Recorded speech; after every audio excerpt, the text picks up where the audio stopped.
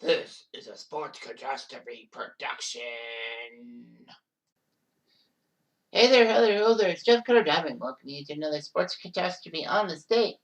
And on this day, January the 27th, 1982, one of the weirdest trades of all time. It didn't seem that bad, but it blew up in everyone's face. It is the trade of Ryne Sandberg. The Phillies and the Cubs made a weird trade 40 years ago. So it was set to be a trade for a shortstop. Larry Boa would go from Philly to Chicago, and the Cubs would send Ivan De Jesus. And then Philly threw in Ryne Sandberg and all that. So the story goes that the owner of the Phillies, Bill Giles, didn't want to move Larry Boa. He was 36 years old. He was a veteran, a two-time Gold Glover, a five-time All-Star, and was part of the 1980 World Championship run. Series championship run. But unfortunately, contract demands exceeded what the Phillies could offer for him. So basically, he just wanted more money. Anyway, Ivan De Jesus was 29, durable for the Cubs. He played 150 plus games every year for the past 5 years. Unfortunately, he was hitting 194, which was not really that good. So anyway, the Cubs needed to get rid of De Jesus because his bat wasn't there. And the Phillies, even though that Sandberg played some games for them, didn't know what to do with Sandberg. He was really hitting 290 with the Tulsa affiliate, and the Cubs front office knew it. The Cubs weren't sure what position he would play. They thought he was a center fielder, but then they moved him to third base when 82 started.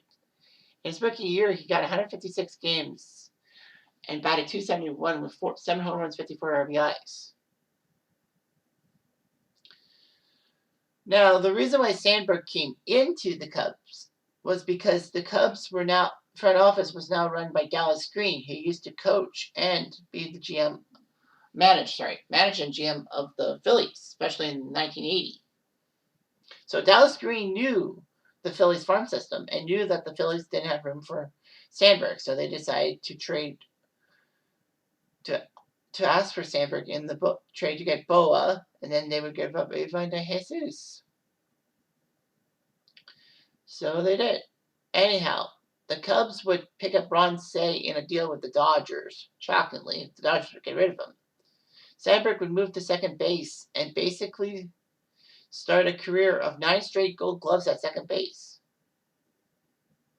In 1984, he was the MVP, batting .314, 19 homers, 84 RBIs. Not really the RBI numbers. He would lead the league in runs with 114, and triples was 19.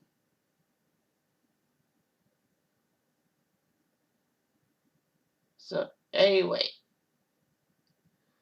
it was weird. Well, he solidified his MVP performance in that famous Ryne Sandberg game in 1984 when he went mano a mano with Willie McGee.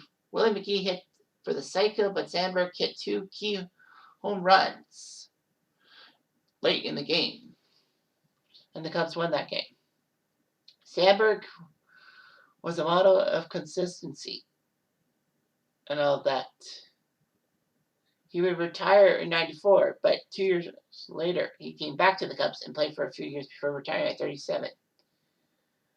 Sandberg truly achieved greatness. He's in the Hall of Fame. He carried a .285 career average, 10-time All-Star, 9-time Gold Glover. He did very well for himself. In 13 games with the Phillies, he only had 1 hit. But anyway, he picked up over 2,300 hits for the Cubs, and the Cubs really fleeced him. When it came to Boa De Jesus, not much happened. Boa did do fine in 4 years with the Cubs, batting .296. De Jesus was not really good at all, .249. So In the end, it was the Cubs who fleeced the Phillies, like they knew they would. It's one of the most lopsided trades in Cubs history. A lot of people also said that the 1984 trade to get Rick Sutcliffe from the Indians for Joe Carter was lopsided, but for the wrong side, as Joe Carter ended up being a very good run producer away from the Cubs for the Indians, then the Padres, then the Blue Jays. So you can't beat that. Anyway, I'm Jeff Diamond. I do.